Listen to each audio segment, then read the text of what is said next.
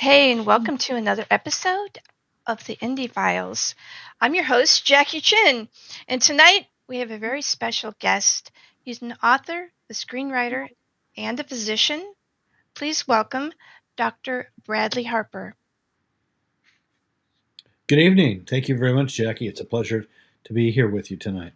Welcome, welcome. All right, for the audience, they might know you as the Edgar Award nominated novel, A Knife in the Fog. And so it's a deep storytelling experience rooted in forensic science and his brand new historical heist novel, Maiden Voyage, which we're going to be getting to after. I think that'll be like the third segment that we're going to be doing. Bradley, thanks so much for joining me. Well, Jackie, it's a real pleasure. I've been a fan of yours for some time. I appreciate that very much. So let's get into it. A Knife in the Fog is such a bold debut. A Jack the Ripper era mystery with Arthur Conan Doyle as the lead. What first inspired you to dive into this historical moment? Well, when I was 13 years old, I lived on the edge of Tulsa, Oklahoma. And the summertime, once a week, the bookmobile would park at this grocery store, and I get on my bicycle with a big wire basket, and I'd ride, 2.5, 3 miles to the store. It gets longer every time I tell it. And they would let me check out 4 books. I could read one book a day, so I'd read for 4 days. I had a book to read. The fifth, sixth, and seventh day, I was without, so I'd have to go back and go through withdrawal until the next week. One time I went, and there was this big, thick book. It was the entire work, the entire Sherlock Holmes canon. And I said, well, that should take me more than 4 days. And sure enough, it took me 2 weeks. I read the entire Sherlock Holmes canon in 2 weeks. Just kind of downloaded it into my still plastic brain at the age of 13. So I've been a huge Sherlock Holmes fan ever since. After I retired from the army in 2012, I was kind of looking for something to do, a reason to get out of bed besides my bladder, and and I was going through Wikipedia, and I saw that Arthur Conan Doyle, the very first Sherlock Holmes story, A Study in Scarlet, came out in 1880. Well, he wrote it in 1886, came out in 1887, and it did pretty well. But he only got £25 for it, and he had to surrender copyright to the publisher. Well, he was so I'd say soured by the experience. He said he would never write another crime story, complete waste of time. Finally, in 1890, he came back. He wrote The Sign of Four, and then shortly after, my favorite Sherlock Holmes story, A Scandal in Bohemia, where we meet Irene Adler, which I wish he'd had more stories with her, but she's fantastic. Anyway, 1888 was the autumn of terror when Jack the Ripper did his thing. We know for sure he killed 5 victims. I think he did kill one other that was his first victim that didn't have the classic trademarks of his style. But nevertheless, there were those 5. Then suddenly stopped without knowingly being caught. And I thought, wouldn't it be interesting if I could introduce or write a story explaining why Arthur Conan Doyle returned to writing Sherlock Holmes and why Jack the Ripper suddenly stopped without knowingly being caught. And I kind of played with that idea. It kind of fermented my brain for about 6 months to a year. And I finally decided, well, the worst thing that could happen is my grammar would improve. So I started working on the story, and it took me about 3 years. And I finally got an agent. 79 agents said no. Number 80 said maybe. And she said, would you change this and change that? I said, sure, fine. I got back to her the next day because, once I have an idea or some guidance, I can write pretty quickly. Yeah, so she said, oh, that's not too bad. How about you change this, change that? I can do that. Next day I got it to her, and she said, oh, that's pretty good. She said, why don't you do this? I said, why don't we talk contract? She said, yes, I'm ready. So she got me a 2-book deal, traditionally published. I got a cash advance, which wasn't too shabby. And as they say, Bob's your uncle. Had 2 books come out, and the first one was an Edgar finalist, which may please me, no doubt. And there you go. Um, so that's how I. That's the long and the short of it. That's my story. I'm sticking to it.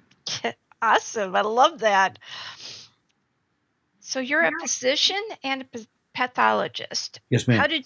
did your real world medical and forensic experience shape the authenticity of your book? I'm very fortunate.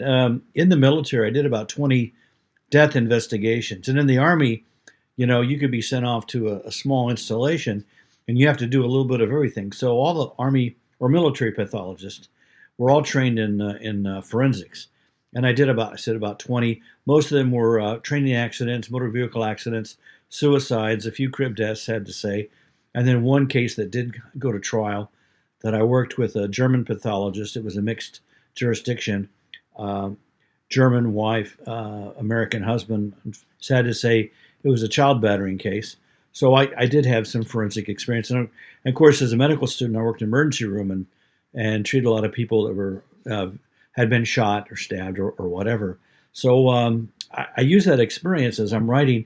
Forensics was just starting to be well, up until that time, in 1888, the bulk of convictions or detectives got convictions off of confessions, alibis, and eyewitness accounts, which are all very subjective.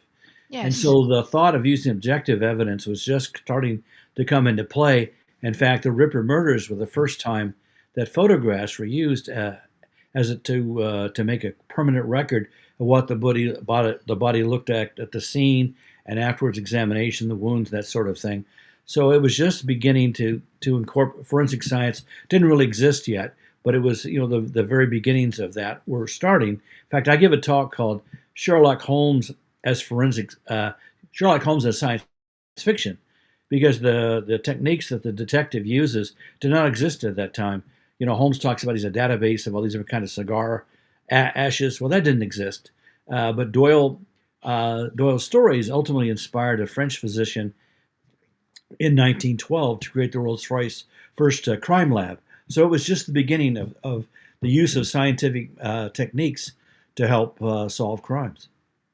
What drew you specifically to Arthur Conan Doyle as a protagonist, and what about his life or personality made him the right anchor for your narrative? Well, Conan Doyle was a physician like myself, and I say that I think physicians we tend to enjoy uh, mysteries because every time a patient comes in with a complaint, we're kind of going through the same deductive process that the detectives go through. And about 75-80% of my diagnoses when I was in clinical practice was based off the clinical history alone. And I do a few physical examination techniques and in some labs to confirm my working diagnosis. But if you listen closely enough to the patient, more often than not, you can arrive at a pretty good diagnosis just off of that. So we're deducting all day long. So the fact that Arthur Conan Doyle was a physician and was trained under the man who really inspired the character of Sherlock Holmes, he was taught to be very observant and to make observations and deductions based upon the physical evidence in front of him. Jack the Ripper is a very sensitive and heavily dissected topic. What challenges do you face in keeping the story suspenseful while remaining respectful of the real victims and events? I'm glad you asked that question because I did not. I have in my training, I spent a month in the medical examiner's office in San Antonio, Texas, and trust me, I saw a lot of bodies of people that died by violent means. And the last thing I wanted to do was to glorify Jack the Ripper. I introduced the character of Margaret Harkness, a real person. She was a female journalist who was living in Whitechapel at the time. She serves as a voice for the women who are marginalized, and especially those in Whitechapel, the unfortunates, they called them. They were, they're in other stories or their portrayals of Jack the Ripper, they're just kind of used as uh, notches on his gun, if you will, to help to fortify his reputation. And that was the last thing I wanted to do. I wanted to show the horror of the things he did. What a terrible things that he did, and to engender some sympathy and insight into the lives of those women who had to live under such terrible conditions. I have my detectives meet Mary Kelly, who was the fifth known victim of Jack the Ripper. So you get to know her as a person. So ultimately, when her body is found, you care what happened to her. She's just not another name in the paper. When A Knife in the Fog became an Edgar Award finalist, how did that recognition impact you as a writer entering the industry? Well, I was a baby writer.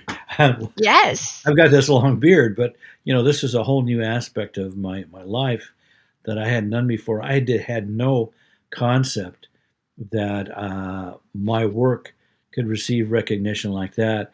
To be a finalist for that prestigious award for somebody who took up the pen at the age of 63, that was really quite a surprise to me. And I, I said I was turned down by 79 agents. And people say, "Why did you keep going?" I said, "Well, I had no reason to believe in myself. I mean, I had nothing to show for me that I could do this. But I said, I believed in my characters. I believed in my story. And that kept me going. And I said, I'm happy for someone who knows more than I do to help teach me how to tell the story better. But I have a powerful story here. And I felt like I owed it to my characters at some point. I became so attached to them that I would be letting them down if I didn't continue to try to get that story out. And now, 2 weeks ago, I signed a contract with a publisher in Mexico. So that'll be the fourth language that the book's coming out. It's already in Japanese and German, of course, English. So next year it'll be out in Spanish, and so it's showing that I had reason to believe in that story and those characters. When you started working with the personas that came through for your book, A Knife in the Fog, what would speak to you the loudest in the darkest of night? Margaret. Margaret was she's the glue that holds the whole story together. I originally started with just Doyle and Bell, and I read a very good book about Jack the Ripper written by Richard Jones, a gentleman, an interesting story. He started off as a mail deliverer, and he was working in Whitechapel. He'd see all these plaques. Oh, this is where this happened. This is where this happened. Ultimately, he became a Jack the Ripper expert and quit delivering letters. But he mentioned Margaret Harkness and how she was a social reformer, and so I added her initially just to be the guide for my two main characters to introduce him to this world of Whitechapel, something that they would have no familiarity with. Jack London, some years later, uh, pretended to be a sailor who was between voyages and lived in Whitechapel. He described it as the abyss, where the poorest of the poor live. It was so bad that if you wanted, it cost 4 pence to stay a night in a rooming house if you wanted a bed. If you didn't have 4 pence, for 2 pence, they would prop you up against a wall, lace ropes in front of you, and you'd sleep standing up, leaning over these ropes. I mean, that's just how bad it was.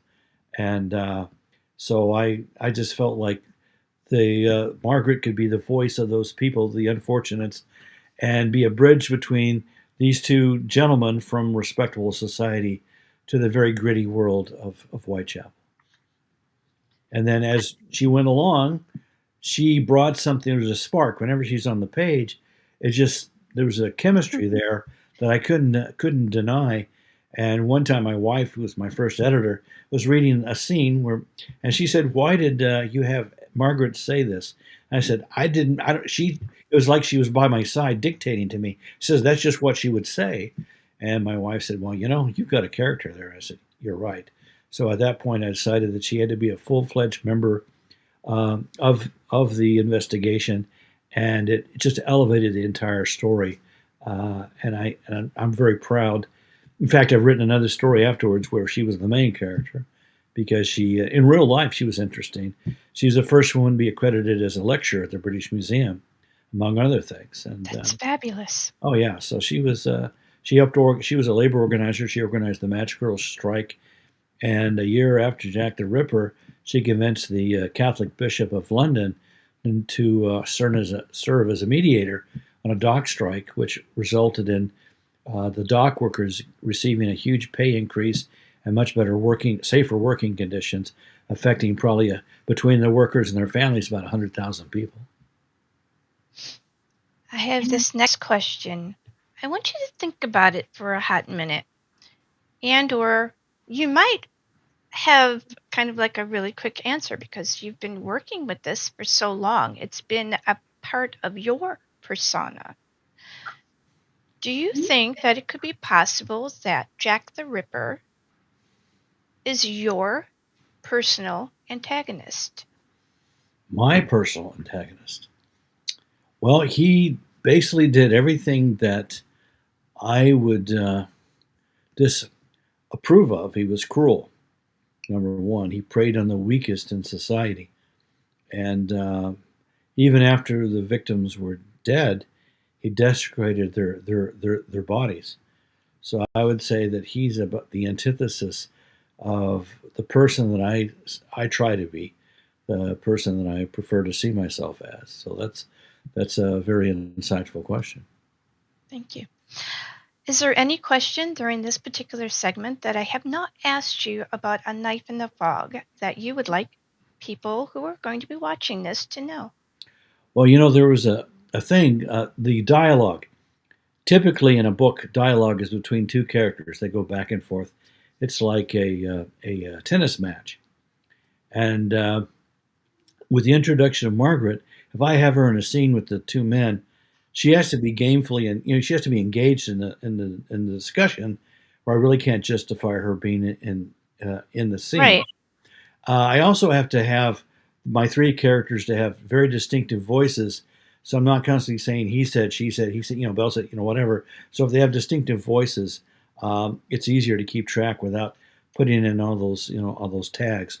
And so I don't think I did this consciously at the time, but looking back at it afterwards, I said, what I did was I ascribed to each of the three characters one aspect of the human personality as described by Sigmund Freud. And Doyle is ego. Now, not egotistical, but ego is that he believes in the rules. Step on a crack, break your mother's back. The peas can't touch the carrots. He came from a poor family, and his greatest desire right now in life is to be a respectable middle class Englishman. He wants to fit in. Finally, he's always been the outside guy. Just scraping, trying to get by, and he's now starting to make some money, and he's terrified that his engagement in this adventure, trying to stop Jack the Ripper, is going to ruin his reputation, and affect his future, his ability to support his wife and his growing family. Professor Bell, he is superego. He understands the need for rules, but he can also see the larger picture and understand sometimes you have to go around the rules to achieve a larger purpose. Now, Bell, he is an academic. In fact, in real life, when Queen Victoria was in Scotland, he was the consulting surgeon to the Queen. If she had any medical issues, he would be the person they'd call in to come and see the Queen and take care of her. So he's concerned that his involvement in this enterprise may stain his reputation and make him look foolish. So that's his fear. And then Margaret leaves, is id. She's furious at the role or the limitations placed on her as a woman, and she has no regard for the rules whatsoever. She'll speak her mind, and she's a type of person we all admire, but typically we have to have two or three stiff drinks before we can keep up with them. So the mixture of ego, superego, and id, I think their interaction created a persona, or I don't know, a milieu which was stronger than the sum of its parts. And well, I say there's two things I always loved about Sherlock Holmes stories. Number one is Sherlock Holmes never worried about the client's ability to pay. If it was an interesting story, or problem, he'd take it on just for the joy of solving it. And also, he was a huge believer in justice, and sometimes he would circumvent the law to enact justice. So that's the one thing. The other is the friendship that grew between Watson and Holmes, two very, very different people who complemented each other so well. So I tried to recreate that in my story, where I have, these three people are doing their best to enact justice for the poorest of the poor in London society, and the friendship that they develop between three very disparate people. Dialogue is extremely important in a book because, it's words on the paper. But are there any sections within A Knife in the Fog where there is silence? And if so, how do you incorporate silence? Well, you can describe the scene. One of the scenes I'm very proud of is when the body of Mary Kelly is discovered. At the time, the Lord Mayor of London was being installed, oh, maybe a half a mile away. And so I contrasted the pomp and circumstance of the Lord Mayor in his ermine lined robes, his chain of office, with this humble pine box with a dirty rag on top of it being brought into this courtyard from this rooming house with her body inside. A lot of people who went to the ceremony for the Lord Mayor heard that a new Jack the Ripper victim had been found and left the ceremony and went over to this rooming house. So you have people in their finest clothing, and the newspaper reports at the time say everybody stood there in total silence.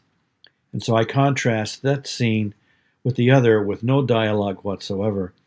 And in fact, I even put the sounds of the music and the hurrahs in the distant background as these people stand silent witness to this poor woman's body being removed from the scene of her murder. Looking back now, what foundation did the book A Knife in the Fog lay for your work that came after? That's very good. I was seen as a serious writer after that. Fortunately, the second book, Queen's Gambit, as I said, I have Margaret as the main character, and it's a fictional assassination attempt on Queen Victoria during her Diamond Jubilee. I say it's the day that Jackal meets Sherlock Holmes, and that went on to win Best Suspense and Book of the Year at Nashville in 2020. And by that time, people were starting to recognize my name because of the first book, and so and I've gone on to write subsequent books from there. My fifth book just came out, but now when I submit a book or an article or whatever, I didn't automatically go into the slush pile, though people will at least read it. And I can say that even I still get rejections. I mean, every writer gets rejections, but they're more personalized now than they used to be. And I've got a pretty good batting average overall. I'm very pleased with where I am in my writing career at this stage of my life. Very cool. All right. So you had an idea, you wrote a book, you put the book out there, people really liked the book, and then what bloomed after the book? Well, I in the year 2021 to 2022, I used the last year of my GI Bill eligibility, and I went to Scotland, Napier University in Scotland, and I did a 1 year master's in creative writing program. And part of that program, I took an elective in screenwriting. And while I was there, I was contacted. Well, I put out on Twitter that I was working on a screenplay adaptation of Knife in the Fog, and a movie director contacted me, and he said, turns out he's the great great great grandson of Professor Joseph Bell. He'd read the book. He wanted to do a Jack the Ripper movie. He read my book and enjoyed it very much, and we began going back and forth. And ultimately, July of last year, we shot a short film in London based on a screenplay that I wrote. And it's a little bit over, just a shade over 18 minutes long. It's going through film festivals right now. It's qualified for a couple of festivals, which entitle it to consideration for a BAFTA. And we're using that film as a proof of concept. And next week, we're going to start pitching a proposed 3 episode miniseries of the book. We have a producer from the BBC and Acorn who have looked at it already, and one independent producer. They all enjoyed the film, and they said, "Well, give me the pitch, and If they like it, they'll kick it upstairs and see if we can get the production greenlit. My screenwriter also knows a director producer in Scotland who's worked among other things. Oh gosh, what is it? Stranger Things and Sherlock and the BBC Sherlock, and some other programs. He's a serious player, and if we can get him to attach himself to the program, he could probably persuade a production company to green light the project, and we can see about producing that miniseries. So it'd be great. Now I'm not going to write the screenplay. Nobody. I wouldn't invest in a project for something of that magnitude, or something that I had written. But the screenwriter my mentor, my screenwriting program, he's got about 30 hours of produced television that he's written, and he's written short movies and radio programs. So he's attached himself as the screenwriter, and he knows some people in the industry. So I'm hopeful that within the next year, or maybe possibly by the end of this year, we may have a contract to produce that miniseries.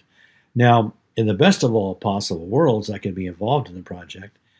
But if somebody wants to give me an obscene amount of money and say walk away and never talk to me again, and that's my only option, then I would probably take that. But in a perfect world, I'd like to be able to have some input in the casting, and also to at least give notes to the screenwriter. Say, well, I think the character would say this or that or the other, and they can ignore it, but at least I could say, hey, I had some input.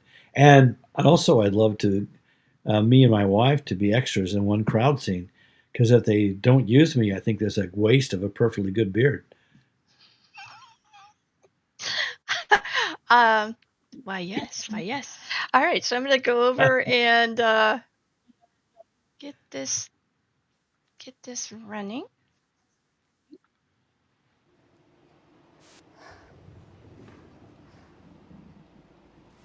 Miss Harkness, I thought we agreed you'd wait outside.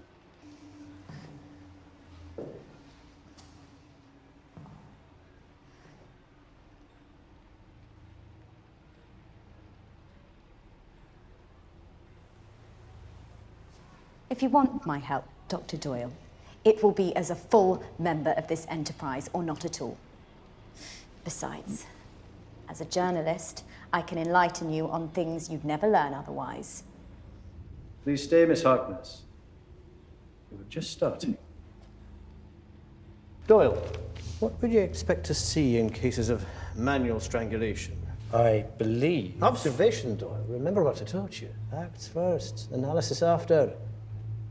The police surgeon noted the amputated ears fell from the wagon when the body was removed. Just like the letters in the paper. The one signed Jack the Ripper.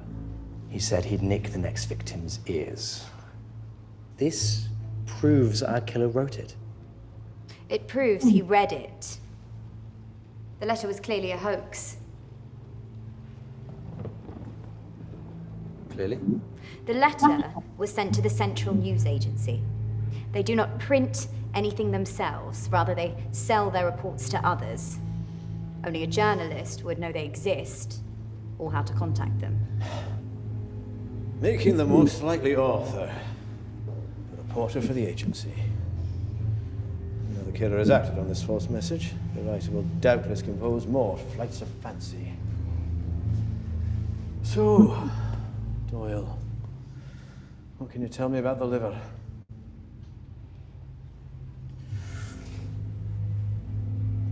The capsule is rough and nodular, consistent with the cirrhosis of alcohol abuse. She was close to death anyway. And perhaps alehouses are as guilty. Are you saying she deserved to die because she was an alcoholic? Perhaps this was a bad idea.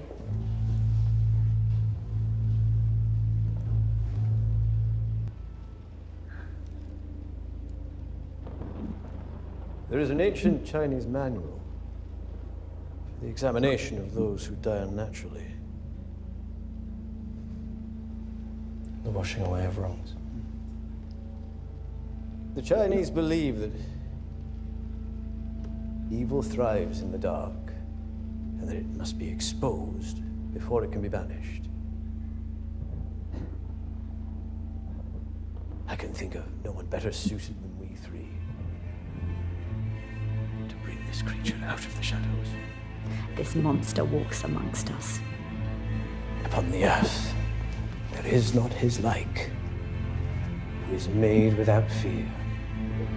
Perhaps together we can succeed where others have failed. If it falls upon us to stop this creature, let's cast the devil back to hell.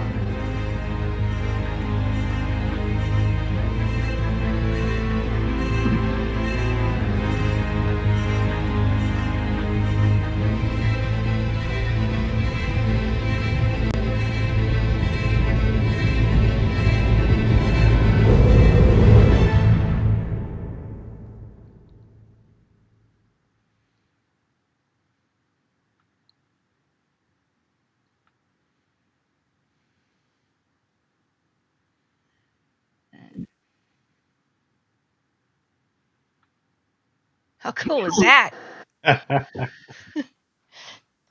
Sound came through, all of that good stuff? Yes, it did just fine.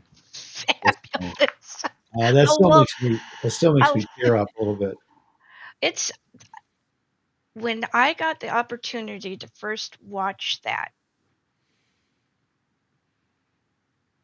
I didn't really know exactly what to expect. And it gave full cinematic on point all points. The color, the costuming, the placements of everything that was in the room, the conditioning of their voices, how they interacted, it didn't look like it was a film. It looked like you just walked in on something you may or may not were supposed to see.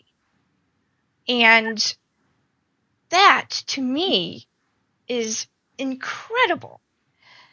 So, yeah, that's my 2 cents on that. No, I'm very proud of that. That entire film, from beginning to end, post production, everything all put together, $28,000. We shot it in 2 days. I don't know how you did that, but let me tell you, it's just an absolutely incredible placement. Everything just seemed to like hit on all points. So, all right, with your scientific background, which themes in Leviathan resonate with you most deeply? Well, I think the knowledge they had at the time of the examination of the body, with the comments that I have Bell make, he was an experienced forensic examiner. He helped the Edinburgh police solve several crimes. So, what their knowledge they had, he was probably in fact, he was probably the most experienced forensic specialist in all of the United Kingdom at that time, possibly the entire world. So it's fitting that he was chosen as the exemplar and the inspiration for Sherlock Holmes. Um, so his observations were something that are not outside of what he would have known at that particular time. Um, so it kind of hints at the beginnings of using objective evidence to help to solve crime. But he wields his science with a compassionate heart. He's not Spock. He really cares about these people. He feels he wants to do justice. In my book, A Knife in the Fog, I have Bell perform handwriting analysis of the notes that were signed Jack the Ripper. A year after I put that into the story, I stumbled upon an article from the Irish Times that said he actually did that. Yes. And I thought, I made it up, but I began to question myself, how much of this is fiction and how much of it is fact that I just am discovering. There are no new things under the sun. And as you draw yourself into a particular atmosphere, a particular dimension that is Jack the Ripper, Those people who are going after the honest facts without looking at speculation, just what is right in front of you, and how do you determine where to move from that? It becomes you. I so immersed myself into that life. In fact, I did a nighttime walk with Robert Jones, the gentleman who wrote the book that I mentioned earlier, and I bought out. He does walking tours at night. I bought it out, so for 4 hours it's just him and myself walking through Whitechapel at night, and it's still very much a neighborhood of immigrants to give me the feel for the place. And I had to be there at night because that's when these crimes happen. I had to know what it felt like to walk through those alleys and through the courtyards by yourself in the dark. It has electric lights now. They're not very bright, to be honest with you. I can only imagine how dim it would have been with the gas lights. In fact, when the streets of London were first electrified, Queen Victoria insisted that Whitechapel be the first part of the city to receive electric streetlights because of the crime there.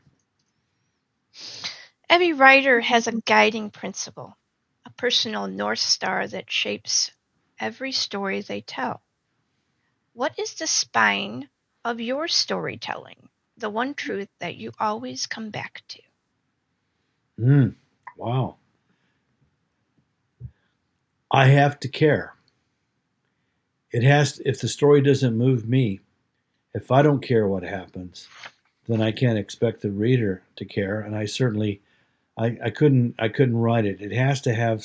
It has to be about people who are faced with some challenge, some weakness within themselves that they overcome. Gosh, I'm thinking for just a minute. The guy who was the showrunner for Hill Street Blues, a very famous writer whose name is escaping me at the moment, he once said there's only four stories. There's good versus evil, there's boy meets girl, there's coming of age, and there's redemption. And if you think about the Star Wars story, so trilogy, you have all four elements in that story, which how it can keep being remassaged, remessaged, reformatted because you have these recurring themes. Well, I think, I'm now 74 years old, and I have found that as I get older, of the four major stories, it's the stories of redemption that call to me the most. We all have wish we could have a second chance with things we did that we wish we could have either not done at all or have done a different way. And so I like to write stories where at some point my character is faced with a moral dilemma and they have to make a difficult choice and then live with the consequences. As a physician turned writer, your understanding of the human anatomy is profound. How does your knowledge of anatomy, morality, and fragility inform the worlds you build and the characters you create? Well, I think I'm better at describing people because I'm accustomed. I was trained to look at a person as a. What I like to do when I was seeing people in clinic when You the want to get a drink? uh, oh, hang on.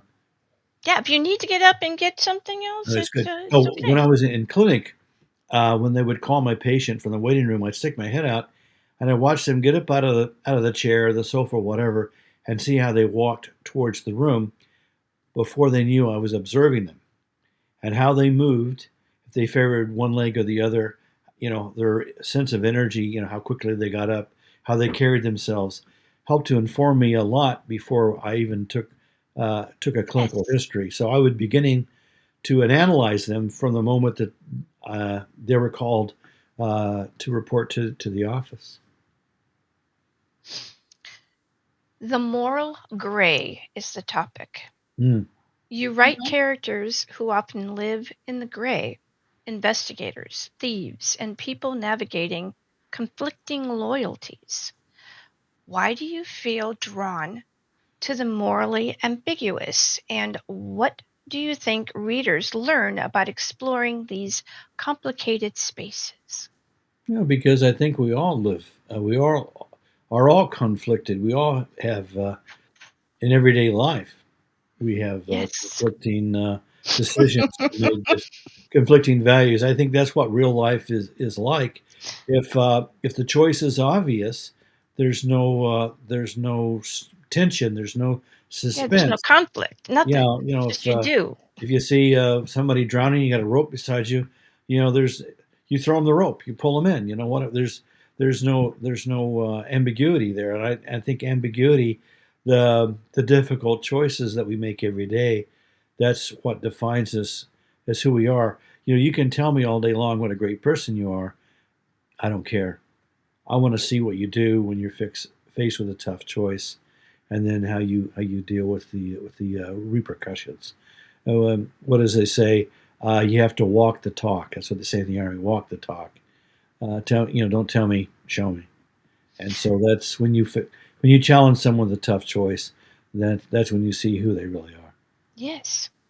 The topic is the call of history. History is full of shadows and secrets and echoes. When you choose a historical period to write in, what tells you, yes, this is the era that I want? Well, it's funny how I chose my last story, the one that I'm working on right now. I go to Wikipedia and I'll say United Kingdom, and I'll say 1896. What were the major events that year? 1897, 1890, whatever. And I'll see something that will flash up, and I'll say, oh, what's that interesting? So the one I'm working on at the moment happened in, let's see, 1907, the theft of the Irish crown jewels out of Dublin Castle, guarded by a cousin of Arthur Conan Doyle. And just stumbled and I said, oh man, that's pretty interesting. So I like to work with real events, real people, and then kind of say, and then write a story that's close enough to the real events that a historian would say it could have happened like that, close enough. And not only do I try to tell a good story, but it's a window into that period of time, those people, and hopefully my readers will learn something interesting in addition to being entertained by a good story. The book in which you are speaking is called The Queen's Gambit. And give us a background of well, you've already given us a little tidbit Hmm. of this book, but give us a little bit more insight into the revelations that you had received as an author. Okay, this was a time the anarchists were trying their best to kill off the ruling aristocracy of Europe, and they had what they called the propaganda by deed. And I start with the assassination uh, of Tsar Alexander the Second, I believe. Been a while, and I have a young man who witnesses that his brother, his older brother, is part of the group that did the assassination, and he's sent off to Germany to escape the Tsar's secret police. Uh, he's seen enough of violence. He wants nothing more to do with it. He wants to live a normal life. But unfortunately, the anarchists come calling and force him to try to kill Queen Victoria. But I kind of bring out the stress there between, this is still a time when kings and queens and grand dukes could rule the life of the average person, make decisions that affected the common people, and even the King of England now. I mean, he's a figurehead, but he has no real authority other than moral authority. And so it's hard for us in this modern era. Well, the current era. We always call it the modern era, whatever era you're in. But in the current era, it's hard for us to imagine somebody strictly by their birth to being able to control an entire government and affect the lives of the citizens. So I tried to bring in what that was like and how people uh, understanding that was manifestly unfair and no way to run a government and the struggles that created, but also the people who were trying to topple these aristocracies. Their hands weren't clean. they basically wanted to vacate the throne so they could step in and take it over for themselves. So there were really nobody with clean hands on either side of that particular argument. And the common people in the end pay for whoever wins and whoever loses. When you were writing this particular piece, Queen's Gambit, what did you learn about yourself as a human being, kind of stepping from the outside looking in? Hmm. Let me see. I learned that I can do some of my best plotting when I'm cutting the grass. I was stuck a couple times, and first of all, I hate to cut the grass. I despise it. I think it's a complete waste of time. I think devoting all this land mass to grass that doesn't feed anything. I said, well, how foolish could that be? So I'm out there cutting the grass, hating, cursing my lot. But that's the best time for me to work out my issues I'm having with the plot. And a couple of times I was stuck on something, and by the time I finished cutting the grass, I knew exactly what to do next. And the first draft of that novel, it took me 3 years to write Knife in the Fog. When I started Queen's Gambit, I had a pretty clear idea how I wanted it to go. I had the first draft written in 6 weeks. I've never written so quickly before or since in my life. Wow. It just flew. Yeah, and I credit a lot of that to my hatred of cutting the grass. So, for anyone that is out there stuck in a situation, go cut some grass. Yeah, yeah. Do something mindless that you Yes, despise, and your brain will go elsewhere and starts solving problems. I love this. All right, so we have another story that you have written. You've written a lot of stories, but this one in particular I would like to speak about. It's called The Maiden Voyage. You ready? I am, yes, ma'am. Cool, cool. All right, so I guess that paper can go. Woohoo! Cooking with gas now.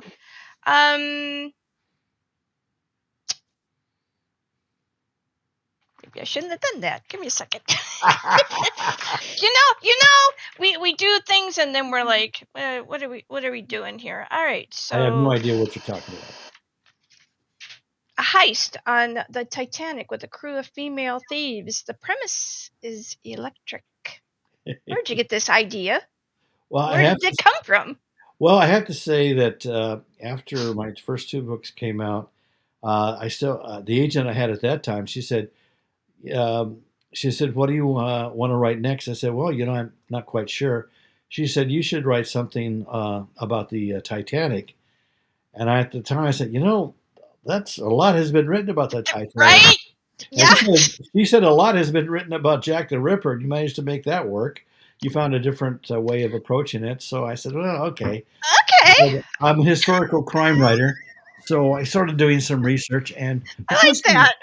first thing I found that there were two very valuable items aboard the Titanic that were lost with the ship.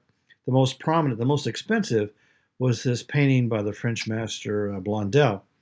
Um, I said, well, that'd be interesting. And I thought maybe an art heist. I did some more research, and I was listening to this podcast, and they discussed the 40 Elephants. The 40 Elephants was a female gang of thieves that operated out of a pub in South London called the Elephant and Castle, and they existed from 1780 to 1953. I mean, that's just amazing. Like 270 years, something like that. Long time. That's And incredible. and the Wow. leader was called the Queen of the Elephants. In 1910, when the 1912, when the Titanic sailed, it was Mary Carr, and so I read a little bit about her. She worked as an artist model in the day. She had this very long neck. She was called Swan Neck, and then at night or evening she would work as a thief, and eventually became the leader of the 40 Elephants. And she instituted. It's interesting. She had this contingency fund, and every time they had a heist, the ladies had to kick in like 15% of the take to this contingency fund. If they were arrested, then Mary would pay a lawyer, a barrister, And if they had a flat or whatever, she would pay the rent while they were in jail to make sure they wouldn't lose it. If they had a family, she'd make sure they got some sort of allowance so they wouldn't starve. And not only this, so this ensured the loyalty of the members so that when they were in jail, they wouldn't snitch on other members of the gang, knowing they were being taken care of. And when they got out, they were welcomed back. Now, they had what they called the Hoister's Code, which they lived by. You couldn't drink heavily the night before. You couldn't show up for a heist or hungover. Tanked, right? Yeah, Or yeah, yeah. And hungover. and you couldn't be drunk on the job. You couldn't drink on the job. Anything you stolen, and the department stores were coming out the time of the Titanic. Selfridges and oh gosh, Harrods were both in their heyday, and they lost a lot of money to the 40 elephants. These ladies would go into the ladies' Yes. clothing and just what they could heist all these clothing. They had these skirts with hidden compartments, and they could stuff them in there so they could barely walk and walk out. And yeah, they lost a lot of money to these ladies. But the rule was they could not wear anything that they'd stolen, otherwise it could be linked back to the thief or Right. to the theft. And see what else? They could not marry a man who was not a thief himself, because otherwise he was seen as a potential snitch. And so if they did marry an honest man, they would have to leave the gang and seek their own fortune elsewhere. So things like that. There was a, a, a market in a Caledonian market in London that operated under a medieval law called the marché ouvert, the open market, and anything you bought in good faith between the hours of sunrise and sunset, the owner had clear title. Even if it was later proven to have been stolen, it could not be reclaimed from the person who bought it under that medieval law. So it was a place where thieves could openly sell what they'd stolen and nobody could question it. Go ahead and get yourself if you Okay, need hang on more. just a second. I'll be right back. Or tea. Maybe do you have any hot tea or coffee That's or some such?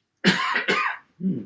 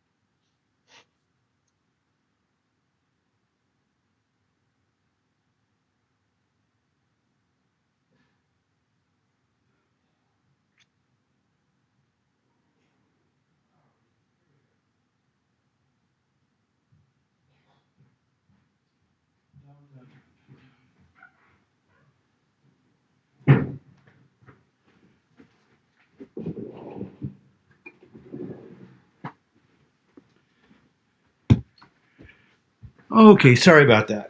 No, just we're humans. We need to have sustenance, and sometimes our throat gets a little Yeah, we'll sore.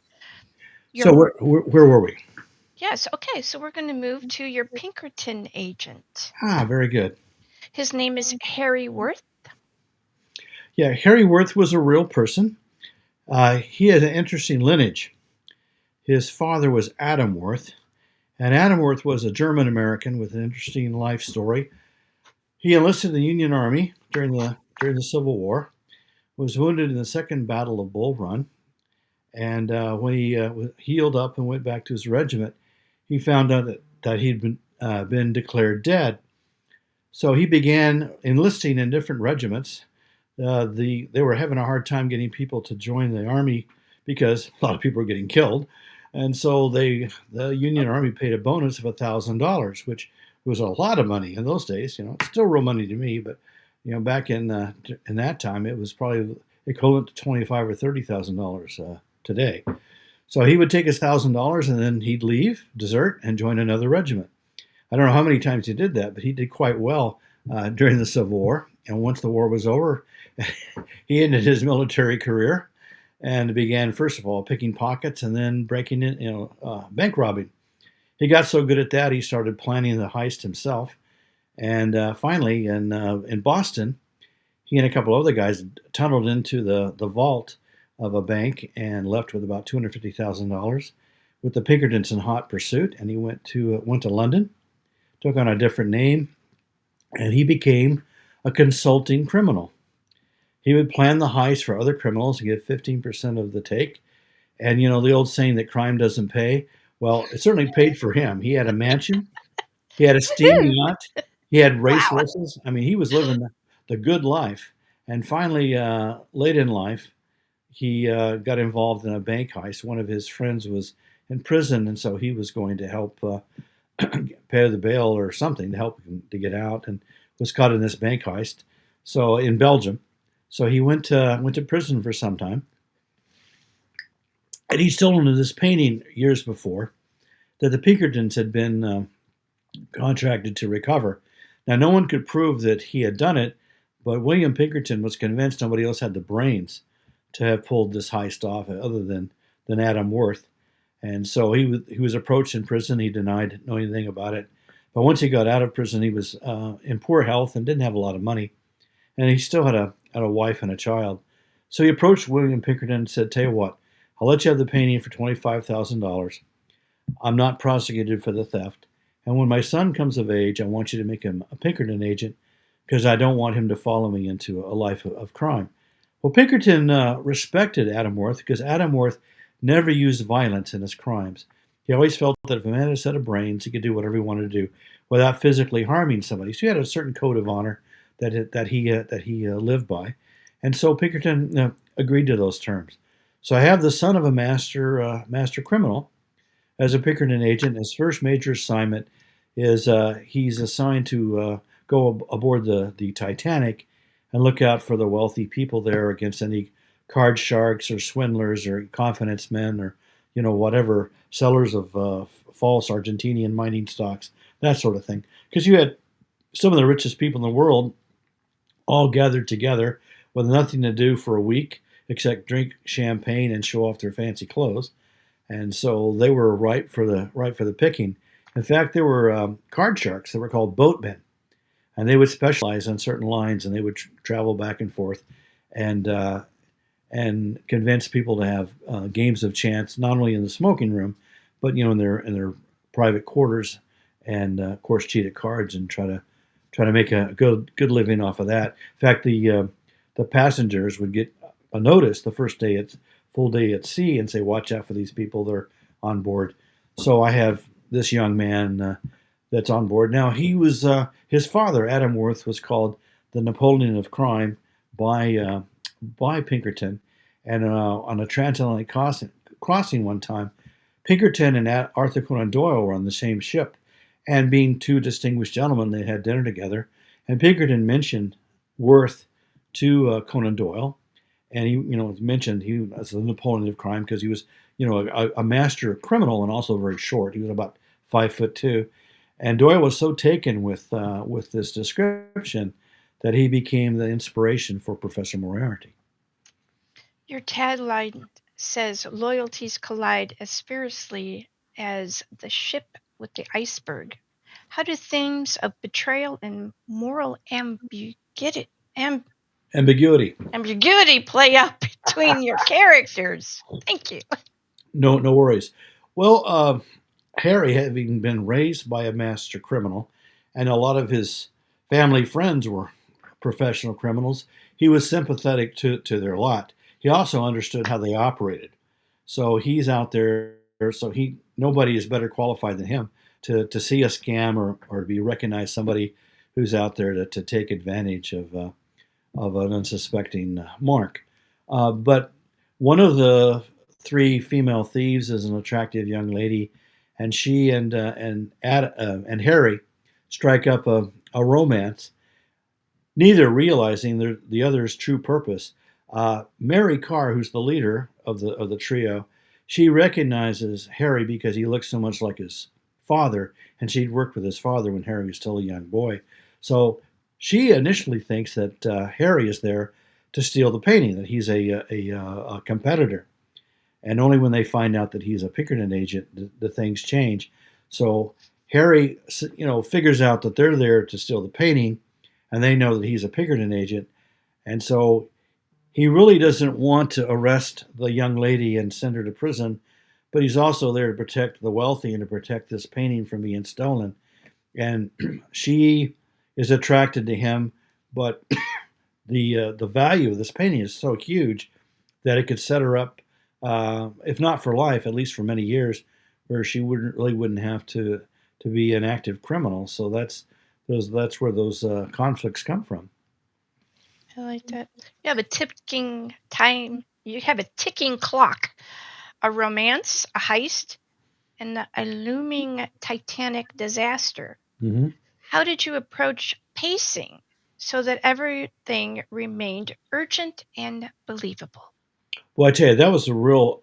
I have a very tight space there. The ship set sail on the 10th of April, and it hit the iceberg the night of the 14th. So I only have really 4 days to go through this entire story. So you care what happens to these characters when it finally hits the iceberg. So I had to have a lot happen in a short period of time. That was a real challenge. Of course, I have to have. There's a love story there, so I have to the typical meet cute encounter between Harry and Colette. That's the female thief. That there's that spark of romance, and whether you care what happens to them. And so it was, and of course they still have this heist to pull off, and Harry has to figure out what's going on, and there has to be a confrontation. All of this before the iceberg incident, and then after that, then we have one set of circumstances that are then changed after the collision with the iceberg, and there's a total shift in priorities, and now it's all about survival, and people who are enemies now have to learn to cooperate if they're going to survive. So there was a ticking time clock for me too, to try to make all that happen in that short space of time. And the ship, as large as it was, there's only so many rooms, so many spaces where they can encounter each other in public. So that was another thing which, but limitations make you more creative. The more open your palette or your opportunities, the more difficult it is to make a choice. But if you have very narrow constraints, then that's where the real creativity comes out. I'm under the impression that this novel was tied to your master thesis. Hmm. Yes. How did being in this structural academic environment shape the final book? I was very lucky. I had started the novel already when I started my master's program at Napier in Edinburgh, and it was a trimester. The first trimester was pretty much didactic, sitting on lessons. One of the things that attracted me to that, besides of course I had to live in Scotland for a year, was that this master's program was directed towards genre fiction. A lot of the graduate programs are towards literary fiction. I'm not really a literary fiction kind of guy. I'm a blue collar writer, so that was good. And I had one of my professors wrote science fiction. Another guy wrote historical romance, and my mentor, an older guy, he wrote historical crime fiction like I do. It was perfect. From New Zealand, he writes about a detective in Florence during the Medici period. So he was perfect for me to bounce ideas off of what would work, what would not work. And while I was there, I was able to visit the Titanic Museum in Belfast, which informed me a lot about how the ship was made. It was the largest moving object ever made when it was launched. And at one point, Colette is sent to Belfast to get a blueprint so the thieves can more accurately plan for the heist.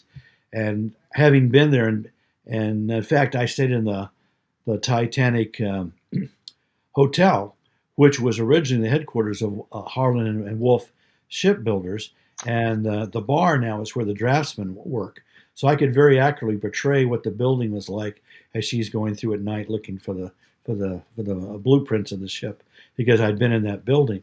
And of course, the museum is fantastic because it's the only museum I've ever been to. It has a ride. You know, this ride is like you're going through the ship as it's being constructed. So you get a very good idea of the magnitude of the work and the layout of the ship. Really, really well done.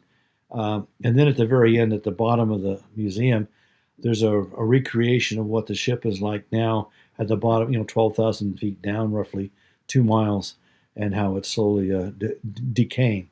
So that gave me some good insight. And then I went down to Southampton, where the bulk of the crew was from, and it had a very good exhibits about what life was like aboard the Titanic, not only for the passengers but for the crew.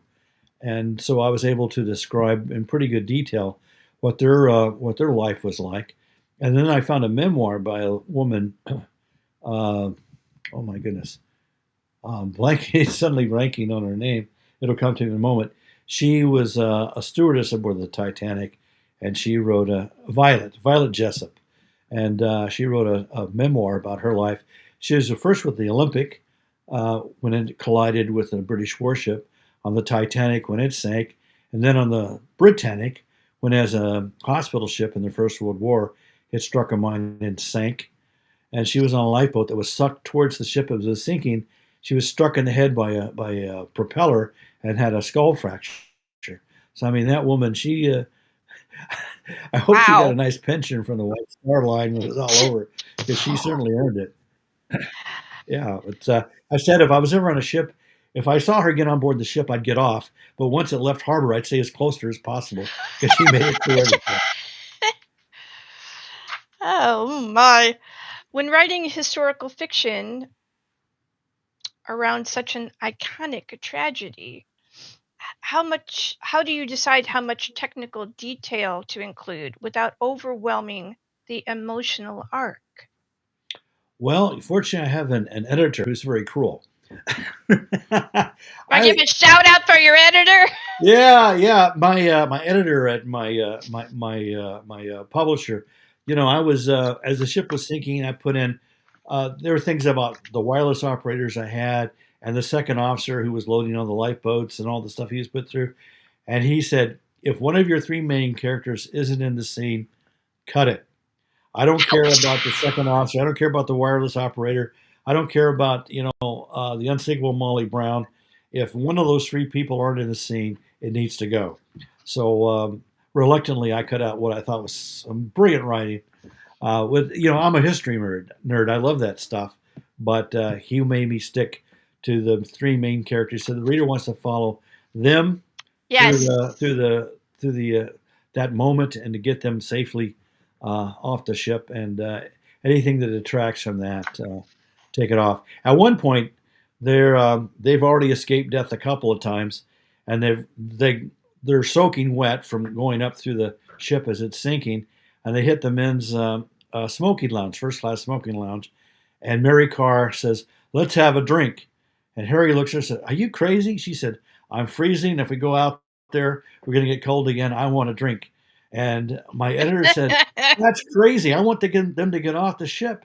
And I said, "That's what Mary Carr would do. She's going to have a drink before she goes on." And it was a little pause and all this excitement. And there's a pause. They have a drink and there's a moment of humor.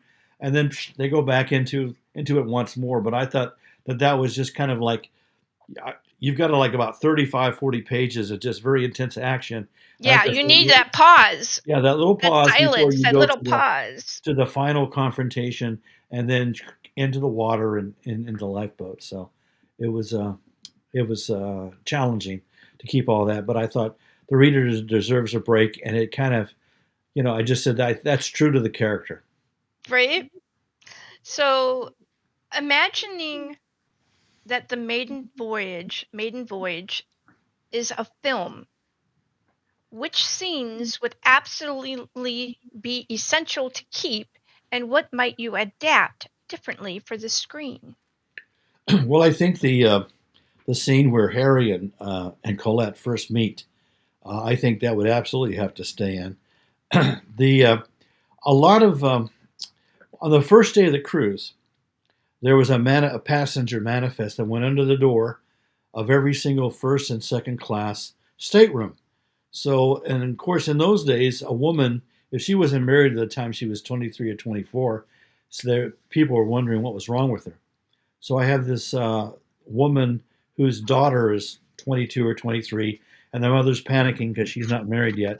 And so on the manifest, it mentions the age, the occupation, and whether or not the person is married. So these mothers of these marriageable young ladies say, "Oh, here's a guy. He's 24. He's single. This guy's, whatever." So they were looking at it like a shopping list. And so I have this mother picks out Harry. Oh, he'd be the perfect husband for my daughter. And they start this campaign to try to bring them together and whatever. So they have their encounter, and Harry finds her rather distasteful.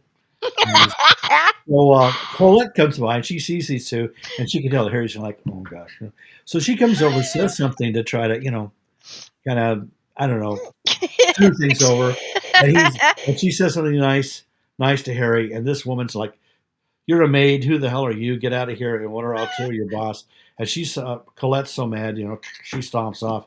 Well, Harry, that's the final straw. Harry says, "Enjoy your tea, ma'am. I'm out of here." And they meet, and while they're on the promenade, and he tries to say, "Look, I'm not with this woman. I'm sorry. You're trying to be nice, and you didn't deserve that." And so she kind of cools down. Then they look in, and there's a dance class going on inside, and they wind up doing a waltz on the promenade together, Mhm. and that's how they first get this attraction to them. Later on, they meet again, and Harry can tell there's something that she's not telling him, and she can tell there's something that he's not telling her, and they're both trying to kind of figure out what's your real purpose here. And there's this sack race. The kids are having a sack race. And so they finish the sack race, and they're watching the kids. And then she says, "I challenge you to a sack race." He said, "What are you talking about?" "Oh, no, I challenge you to a sack race." He said, "Well, I'll beat you. I'm a man, I'm big and strong." She said, "Oh, so you're afraid of losing?" He said, "Oh, no, no, okay, I'll take you on. But what do I get if I win?" She said, "I'll answer your questions." He said, "But and what I get if I lose?" And I said, "You have to answer mine." So he says, "Okay, fair enough." So they convince the steward, and they get in a sack, and they're lined up, and they race it go, and she crashes into him, knocks him down, hops over, says, "I win, I win." Now you have to answer my questions, and so it shows a little side of her and the relationship that they develop, and then why he cares when later on he finds out she's there to steal the painting, and he's conflicted because he's there to protect things like that, and what do I do? So he tries to warn them off, and they decide, well, we have a way to get around him, and they got to try it anyway. So that's but that dynamic, that conflict. Something else about Colette that I should probably mention, that she comes from Montreal. Her father was a jeweler, and at one point he comes home drunk and beats Colette's mother, and the mother's so mad she tells him that Colette's younger sister is not his. Well, he's so furious, he's coming down the hall with a hammer, and Colette is sure that he intends to kill her sister. And she has a pistol that they keep in the apartment in case of burglars. And in a struggle, it goes off. The father's killed, and she's assured. She just knows that if it goes to trial, that 12 good men would find this young girl guilty of murder, and she'd either hang or go to prison for life. So she flees, and so she's afraid that if she's arrested for anything, she would be identified as the person wanted for murder of her father and sent back to Canada to be tried and possibly executed. So that's another reason when she finds out he's a Pinkerton agent, he's a means through which he could have her arrested and sent back to Canada.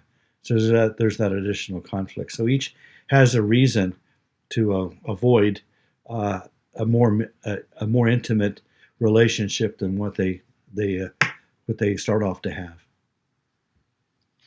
The topic is the shadow of Titanic. Mm, The Titanic is a mythic symbol, a it is. hubris, a tragedy, a fate intertwined. When you were writing Maiden Voyage, did the ship itself ever feel like it was influencing the story, almost like a living presence? The ship, in fact, is a character of its own, much like Whitechapel was in A Knife in Fog. It was, as you say, it's a symbol of hubris. I mentioned already it was the largest object ever made when it set sail. And as the people in Northern Ireland say, well, the ship was perfectly fine when it left here. There's still that Irish versus English sort of thing. But Right? yeah, but It no, was it was fine when it left. yeah, What but the hell? the it was the first class passengers who really made the profit for the line. The second class passengers and the third class weren't steerage. That's a common term for third class, and that comes from the links that handle the rudder, the bottom of the ship towards the back, and early on the poorest passengers we put down there where the linkage was to the rudder, where that was called steerage. But no, they in fact the third class passengers they had rooms by either for families or single passengers by sex, men in this room, women in that room, and so it was. And they had a meal they could choose from. They had stewards who served them, and they were actually treated pretty well, especially compared to how other lines treated them. But there was still very much that class status in the Edwardian society, and your chances of survival uh, during the catastrophe was very much determined by the class of your ticket. Even at the very end, when all was said and done, when the Carpathia, the ship that rescued them, when they finally pulled in harbor in New York City and docked at the Cunard line, because it was a Cunard ship, the Carpathian, they only were allowed to disembark by ticket status. The first class passengers, after all of that, still disembarked first, then the second, and then the third. And one of the characters on board was, of course, Margaret Brown, referred to as the unsinkable Molly Brown. She came from a poor family and eventually married a man who later on made his fortune in silver mining. Well, they were divorced, but she was on board the ship. When she got off the ship, she didn't leave the dock until she made sure every single third class passenger had some place to spend the night. So, to much credit to her for that. But yeah, the if you were a third class passenger, you probably weren't going to make it, whether man, woman, or child. I want to share something else with our audience, something that you have found to be a part of yourself and something that is very endearing. And so I shall transition over to this. There I am as Father Christmas. Yes, that was a lot of fun. I don't know. Can I mention the park's name? Oh, please do everything. Give them a shout out. Okay. Tell people where Okay. you're gonna be. All of that. All right. Well, for about 13 years, I worked at Busch Gardens in Williamsburg. 10 years as one of the Santa Clauses, and the last 3 years as Father Christmas in England. They wanted they wanted a they wanted me to do a British accent, and I said, there's a lot of British accents, and I don't think I keep it straight, and I certainly don't want to do Cockney. So I said, since I lived in Scotland, I'll do my Scots brogue the best I can. I sound somewhat like Shrek on a good day. So I say, why Santa was red and Father Christmas was green? Well, Santa got a grand contract with Coca-Cola, and I'm not rich at all. No, no, keeps it all to himself. Anyway, when the Christians arrived in Britain, there were people there called the Druids, and a fellow in the mythology called the Green Man. And the Green Man dies in the winter, comes to life in the spring. He's the essence of nature. The Christians said that's like the resurrection. So as Father Christmas, I'm always in greens as a promise. Spring shall always come after winter. So when times are hard, lassie, have faith. They will get better. I love that. I have another slide here too. I'm gonna pop over. Check you out. There Look at you that. Just there you go. go. That robe I'm wearing, the silk was the same silk they use for theater curtains, and then that trim is sheep hide, and that thing weighs about 20 pounds. At Oh the my end, goodness. at the end of the day, my shoulders are like this. I can tell you. Whoa. But I had no idea. Oh my but it's a goodness. grand look, and I'll tell you a quick story. After I got out of the army, I quit shaving because I could, and it came out like this. And my wife said, honey, you should be Santa Claus. I said, she used to be Santa Claus. I think when she was 8 years old, she decided she wanted to marry Santa. And so, I'm all about dream fulfillment, right? Right. So I interviewed at Bush, and to my absolute horror, they hired me. So I Oh. says, okay, I'm in for it now. So my third day of my first season, I said, this isn't too hard. Ask the kids what they want. They tell me. I say, I'll look into it. I never promise. We do the picture. They leave. Next family goes. Oh, okay, piece of cake. So my elf comes up to me. She says, Santa, you're about to see three kids, a girl and her two younger brothers. And they were orphaned a year ago. And the foster parents keeping them have just been approved to adopt the three of them together so they can grow up together. And they want you to tell them. So there they are. The girl's about 12. And about 12, they're just playing along for the younger brothers. The 10-year-old at 10, they don't really believe it, just in case they're wrong, they're kind of on the fence. And the 8-year-old, his eyes are enormous. He totally believes. Well, I didn't know what to say. So I said, well, what do you want for Christmas? They start telling me, I'm nodding my head. I don't hear a single word those kids are saying. I'm like, what am I going to do? What do I say? And they finally finish. I say, okay, good thoughts. I'll look into it. And then it comes to me. I says, but I do have something for you today. And the girl said, what's that, Santa? I said, a family. And that's the moment I became Santa Claus.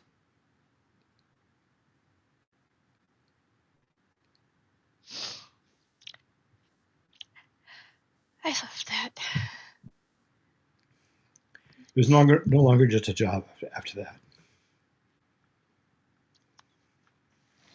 All right, so we're gonna pop you back over here in my little transition. We're gonna go to a 15 questions. It's a lightning round, and All right. then we'll almost be finished. What's the first book that ever made you say, "I want to write"? The Lord of the Rings. Such a beautiful, powerful story. If I could write something that would move people like that, I'd be a writer. Plotter, pantser, or something chaotic in between? Well, I'm more plotter than a pantser. Usually, I'll write the ending first. Then I'll say, what's the latest I can begin? What's the closest to the transition point, to the thing that moves my character from where they are to starting the real adventure.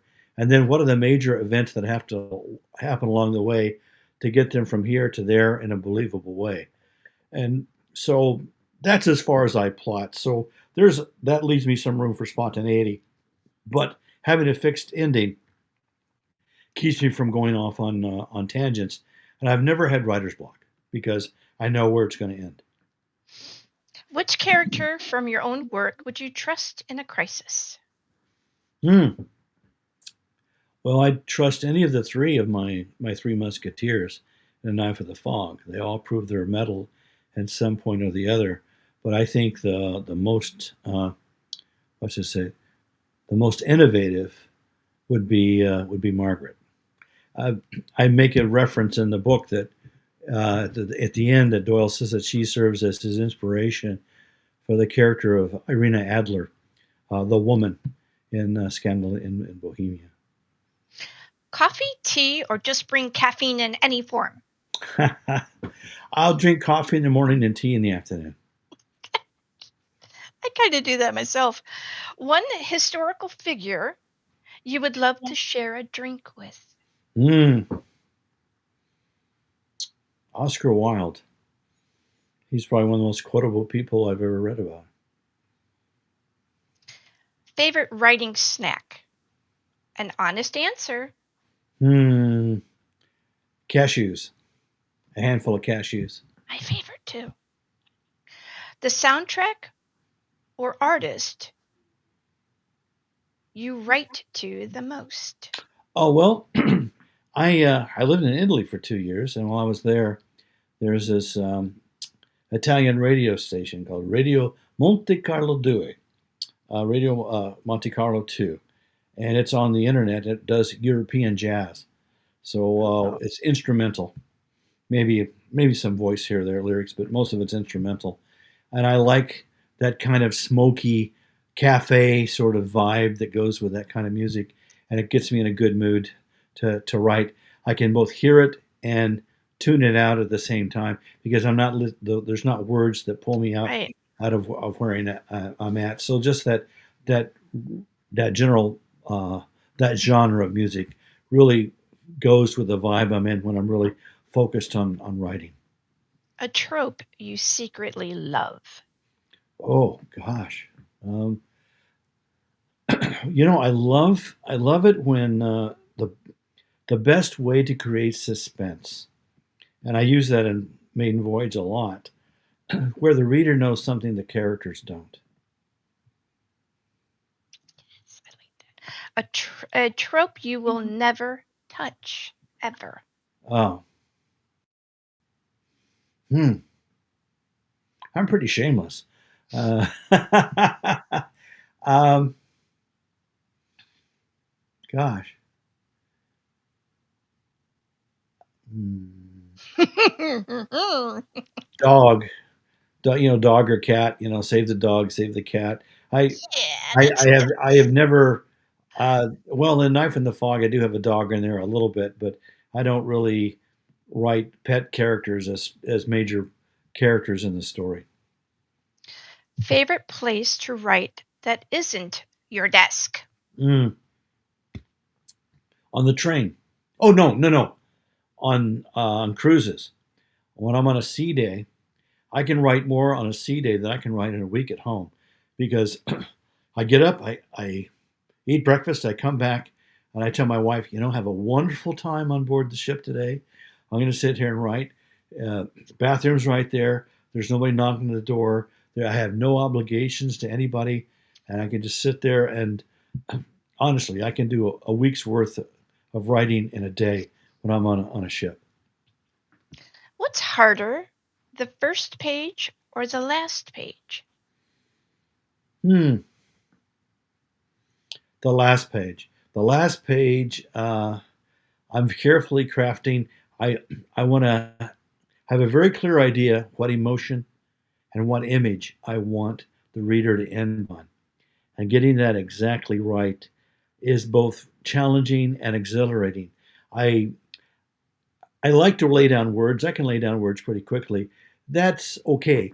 My fun, what I really enjoy about writing, is in taking what I've written and tweaking it and polishing it and getting it just the way I want, moving things around so it has exactly the impact and the image that I want. So yeah, tweaking the ending so it's exactly what I want. That's extremely satisfying. When I say that's it, just don't touch it anymore. There was the guy who wrote the Little Prince. I read his memoir, well, maybe 3 months ago, and there's a quotation that's I can't remember. It's a French name. It's long. I can't say it, but he said that perfection is achieved not when nothing more can be added, but when nothing more can be taken away.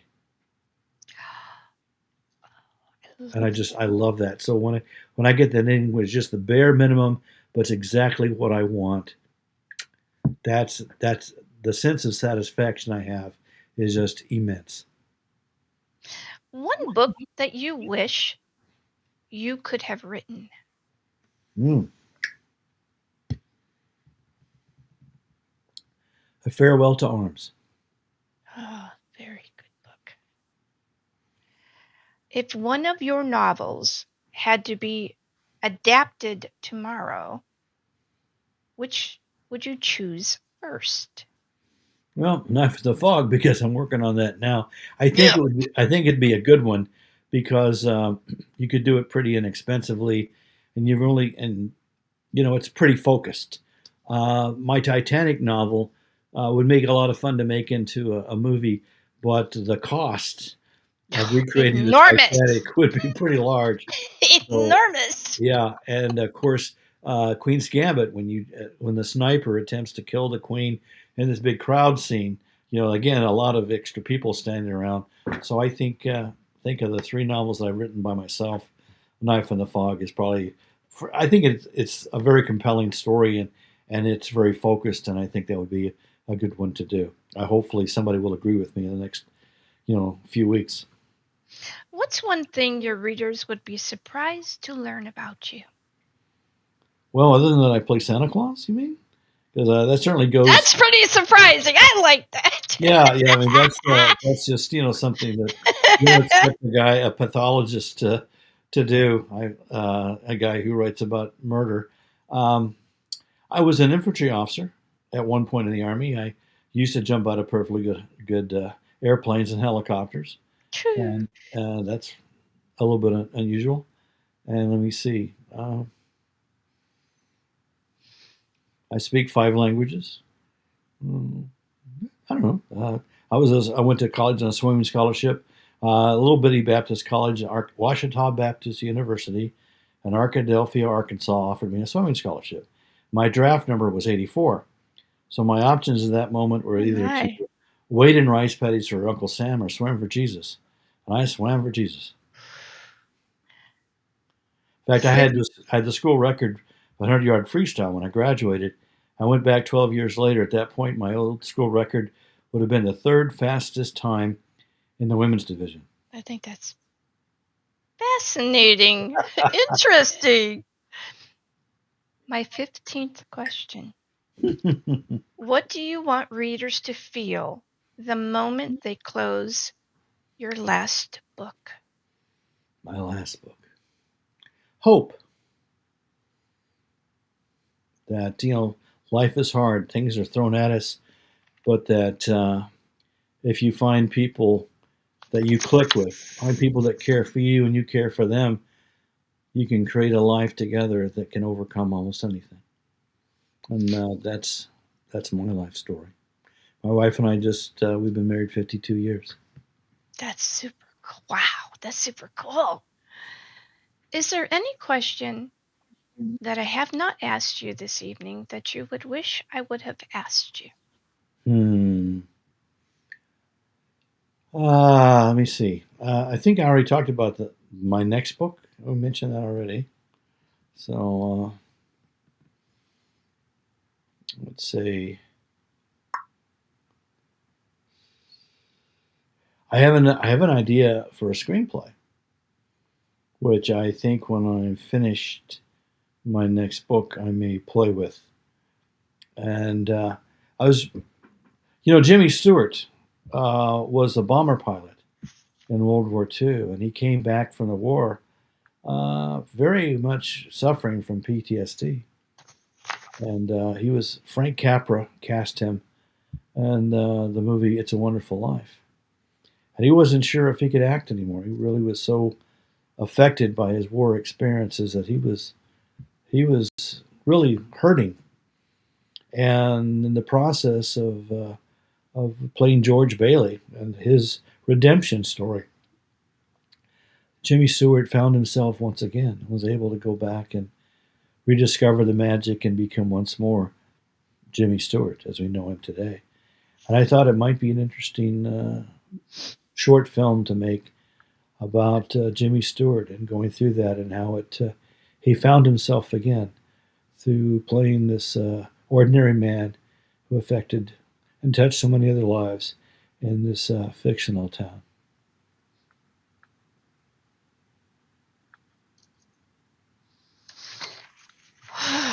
Wow. Bradley Harper, thank you for stepping into the light with us this evening and for sharing the shadows behind your stories, the pulse beneath your characters, and the truth that creativity doesn't just happen, it chooses us. To everyone watching,